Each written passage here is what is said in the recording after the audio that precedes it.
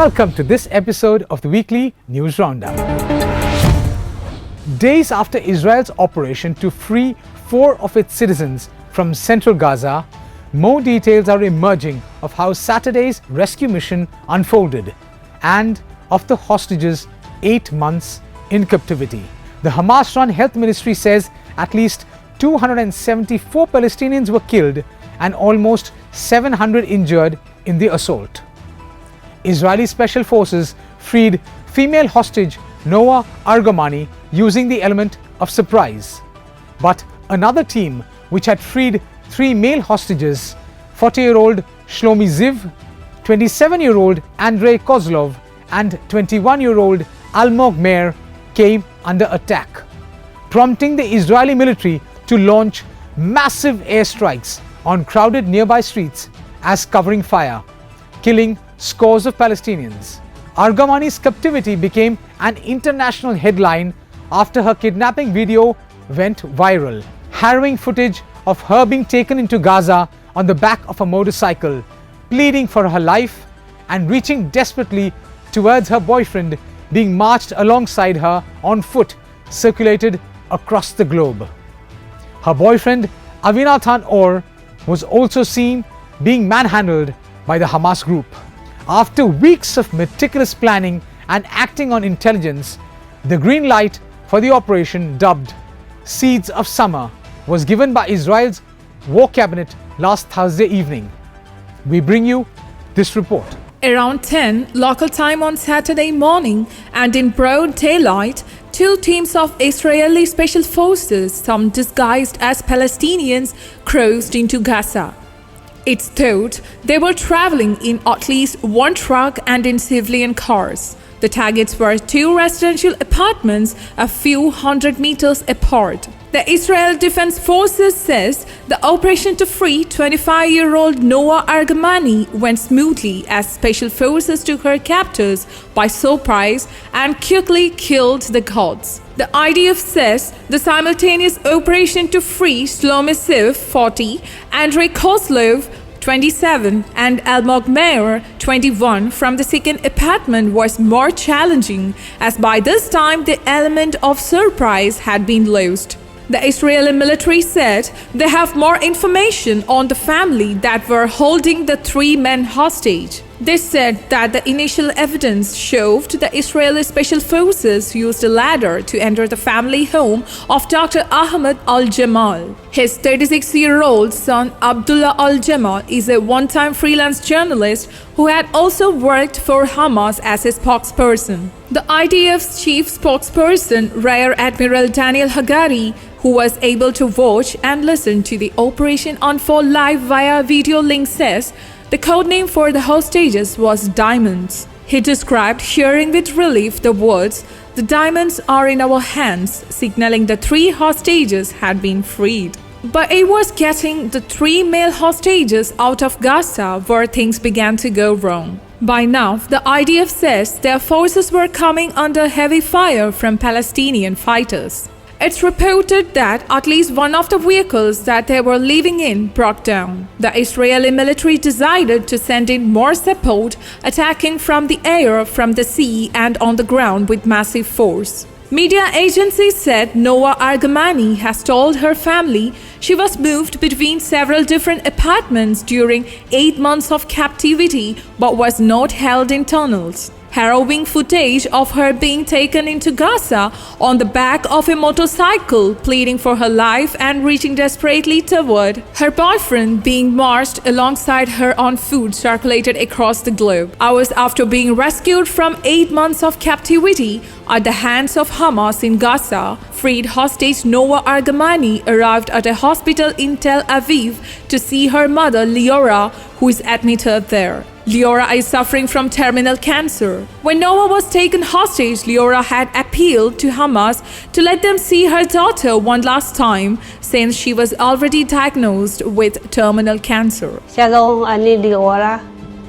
Argamani, ima she Noah, ayeta hayafa.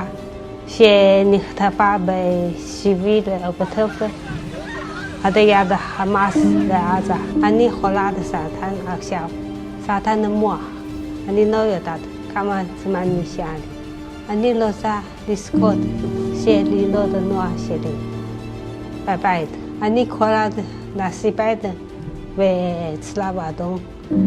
Tavieta noa sheli kama sheli mahe. Kada sheni masbik di lo dota. Noa ani losa lagi pila. Ima ani no lo out ha. Shetita sheni ohe ta ha habe. She ana kono sin asino hako kada she tise mahe. Kwa wala o khabi wata. The freeing of the 4 hostages has been celebrated in Israel with relief and praise for the military operation. This week we saw French President Emmanuel Macron dissolving the country's parliament and calling for snap elections following results in the European elections. Battered by a defeat in European Parliament elections, France's President Emmanuel Macron on Sunday dissolved the country's parliament and called for legislative elections later this month. The European elections offer nearly 370 million Europeans the chance to cast their votes and choose representatives for the European Parliament. Voters in France dealt a massive blow to Emmanuel Macron in elections on Sunday for the European Parliament. Preliminary results showed that Marine Le Pen's far-right national rally, the RN party, secured more than 30% of the vote compared with 14.5% for the French president's Renaissance or the RE party. A defeat in the coming legislative elections will not oust Macron from office. If his party loses, he would need to appoint a new prime minister from the opposition, including possibly from the National Rally. Mr. Macron was re-elected as president in 2022 and he cannot run for president again after his current term ends in 2027. Mr. Macron stressed that his decision to dissolve the parliament and call for snap elections was not taken lightly. He said, "Far-right parties are progressing everywhere in the continent. It is a situation to which I cannot resign myself." The elections will be held as per Article 12 of the French Constitution, which allows the president to dissolve the National Assembly in times of political turmoil, like when there are disagreements between Parliament and the executive branch. After the Assembly is dissolved, people have to vote within 20 to 40 days. So, the first round of voting will happen on June 30th and the second round on July 7th, Mr. Macron announced in a speech on Sunday. We bring you this report. Jordan Bardella, the president and lead candidate of the RN party, urged Mr. Macron to take this step, stating that French voters have clearly expressed a desire for change. He said that the country's verdict is final and cannot be appealed. Marine Le Pen, the party's prominent figurehead and presidential candidate, welcomed Mr. Macron's decision, stating that it aligns with the logic of the institutions of the Fifth Republic. The party is ready to take power if the French people have confidence in us in these forthcoming legislative elections, she said, adding, "We are ready to defend the interests of the French people." Even if the RN party does score a majority in the French parliament, Macron would remain president for 3 more years and still be in charge of defense and foreign policy. But Macron's shock decision does offer the increasingly popular far-right a real shot at power. Amounting to a roll of the dice on his political future, this immediately sent the euro down, while French stocks and government bonds tumbled. RN won 31.4% of the European Parliament vote, while the Renaissance Party coalition had 14.6%. With Sunday's decision, Macron is taking a big risk with a move that could backfire and increase the chances of Le Pen to eventually take power. Grave, lourde, mais c'est avant tout un acte de confiance. Confiance en vous, mes chers compatriotes, en la capacité du peuple français à faire le choix le plus juste pour lui-même et pour les générations futures. Confiance en notre démocratie. Que la parole soit donnée au peuple souverain, rien n'est plus républicain. Cela vaut mieux que tous les arrangements, toutes les solutions précaires. C'est un temps de clarification indispensable. Ce n'est pas un bon résultat pour les partis qui défendent l'Europe, dont celui de la majorité présidentielle. Les partis d'extrême droite, qui ces dernières années se sont opposés à tant d'avancées permises par notre Europe, qu'il s'agisse de la relance économique, de la protection commune de nos frontières, du soutien à nos agriculteurs, du soutien à l'Ukraine, ces partis progressent partout sur le continent. En France, leurs représentants atteignent près de 40% des suffrages exprimés. Pour moi, qui ai toujours considéré qu'une Europe unie, forte, indépendante et bonne pour la France, c'est une situation à laquelle je ne peux me résoudre. La montée des nationalistes, des démagogues, est un danger pour notre nation, mais aussi pour notre Europe, pour la place de la France en Europe et dans le monde. Je ne saurais donc, à l'issue de cette journée, faire comme si de rien n'était. À cette situation s'ajoute une fièvre qui s'est emparée ces dernières années du débat public et parlementaire dans notre pays. Un désordre qui, je le sais, vous inquiète, parfois vous choque, et auquel je n'entends rien céder. Or aujourd'hui, les défis qui se présentent à nous, qu'il s'agisse des dangers extérieurs, du dérèglement climatique et de ses conséquences, ou des menaces à notre propre cohésion, ces défis exigent la clarté dans nos débats, l'ambition pour le pays. Le Pen, who heads the National Rally Group at the National Assembly, welcomed Macron's move. "We are ready for it," said Le Pen, who was the runner-up to Macron in the last two presidential elections. Confiance lors de ces futures élections législatives. Nous sommes prêts à redresser le pays, prêts à défendre les intérêts des Français, prêts à mettre fin à cette immigration de masse, prêts à faire du pouvoir d'achat des Français une priorité, prêts à entamer la réindustrialisation du pays. En clair, nous sommes prêts à redresser le pays, prêts à faire revivre la France. A source close to Macron said the 46-year-old leader, whose power has been diminished since he lost his absolute majority in parliament 2 years ago, calculated that there was a chance he could win back a majority by taking everyone by surprise. For Le Pen and Bardella, the challenge is to transform popularity into a win. The vote is likely to revolve not only around discontent with Macron's style of power, cost of living and immigration policies, but also about whether the RN can be trusted to run a major European government. The RN also wants to expel more migrants, stop family reunification, restrict childcare benefits to French citizens, give French nationals preference in access to social housing and jobs, and withdraw residency for migrants who are out of work for more than a year. The euro fell by as much as 0.6%, while Paris blue chip stocks dropped by 1.4%. The early election will come shortly before July 26th start of the Paris Olympics, when all eyes will be on France. From France, we move to Mexico. A 59-year-old man in Mexico has died with a type of bird flu, the H5N2 variant, never recorded in people before now. There is no risk to the wider public, say authorities, and none of the man's close contacts have caught the virus. It is unclear how he got it, although there have been cases in some poultry farms in Mexico. Infections like this can sometimes pass from animals to humans. The World Health Organization said the man had other underlying health issues that likely made him vulnerable. He had been bedridden for weeks before getting sick with fever and shortness of breath from bird flu, according to officials. There is no evidence that the virus could start spreading between people and cause an outbreak.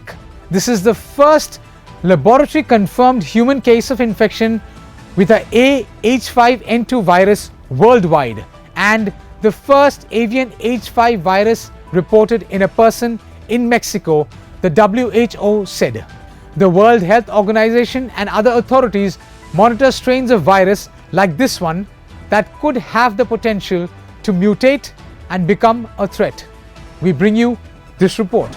The man affected by AH5N2 is a resident of the state of Mexico and was hospitalized in Mexico City on April 24 and died on the same day due to complications of his illness. A week earlier, he had developed fever, shortness of breath, diarrhea, nausea, and general discomfort, WHO said. Although the source of exposure to the virus in this case is currently unknown. AH5N2 viruses have been reported in poultry in Mexico, the WHO said in a statement. In March, an outbreak of high pathogenicity avian influenza AH5N2 occurred in backyard poultry in the state of Michoacan, which borders the state of Mexico, where the man was living, according to the agency. That month, there were also 2 outbreaks of low pathogenicity avian influenza AH5N2 in poultry in the state of Mexico. This virus has also spread in the United States. H5N2 was responsible for outbreaks at US commercial and backyard farms in 2014 and 2015. The man who died had no known history of exposure to poultry or other animals. Reuters reports that Mexico's health ministry said the man had type 2 diabetes and chronic kidney disease. These and other chronic health conditions can increase a person's chances of developing serious complications from influenza. Mexico's health ministry said there is no evidence of person-to-person transmission related to this case, according to Reuters. Samples collected from people who had close contact with the man or lived near his residence tested negative for influenza and SARS-CoV-2, the virus that causes COVID-19, the WHO said. This virus is separate from the AH5N1 avian flu virus that is spreading among dairy cattle in the United States and is known to have infected 3 people. 2 of these cases involved only eye infections, but the third included a respiratory infection. From Mexico, we move to deep space. Boeing's new Starliner capsule and an inaugural 2-member NASA crew safely docked with the International Space Station on Thursday, meeting a key test in proving the vessel's flightworthiness and sharpening Boeing's competition with Elon Musk's SpaceX. The rendezvous was achieved despite an earlier loss of several guidance-controlled jet thrusters, some of them due to a helium propulsion leak, which NASA and Boeing said should not compromise the mission. Working around multiple helium leaks and thruster problems, the crew of Boeing's Starliner spacecraft wrapped up a challenging rendezvous and a delayed but successful docking with the International Space Station on Thursday in a major milestone for the new ship's first piloted test flight. With Commander Barry Butch Wilmore and co-pilot Sunitha Williams monitoring the Starliner's automated approach, the Starliner's docking mechanism engaged its counterpart on the front of the station's forward Harmony module at 1:34 p.m.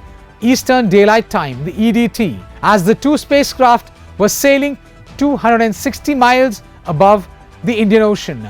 A few moments later, the Boeing ferry ship was pulled in for a hard mating, ensuring an airtight structural seal. We bring you this report. After extensive checks to verify an airtight seal, hatches were opened and Wilmore and Williams floated into the lab complex to an enthusiastic welcome from the 7 Expedition 71 crew members.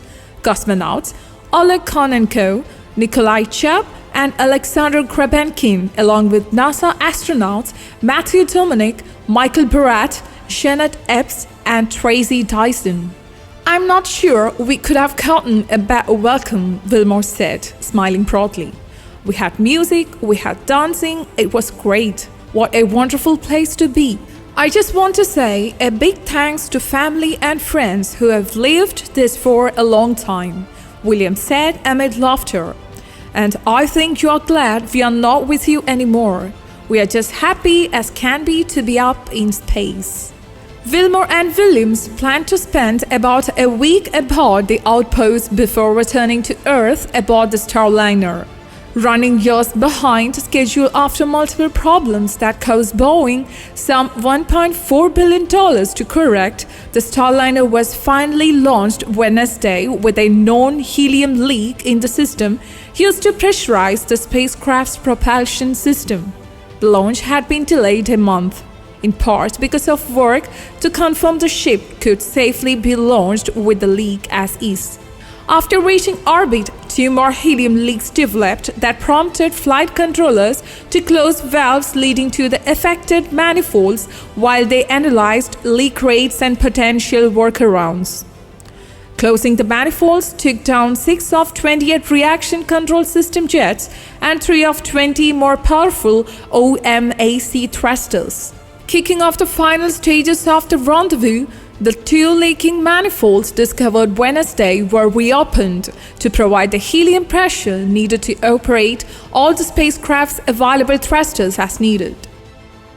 I can imagine they're very happy to see people without masks. You know, they've been in quarantine since a couple of weeks before the first launch attempt in May, finally launching, earlier this week on June 5th, docking on June 6th, and so big smiles there. I'm sure seeing those not behind masks is probably something they're really excited about. And again, that launch coming yesterday morning at 9:52 a.m. Central Time from Space Launch Complex 41 in Florida atop a United Launch Alliance Atlas V rocket. And the crew is going to give us a little bit of a welcome ceremony. Thanks so much for watching this episode. Until we meet next time, stay blessed.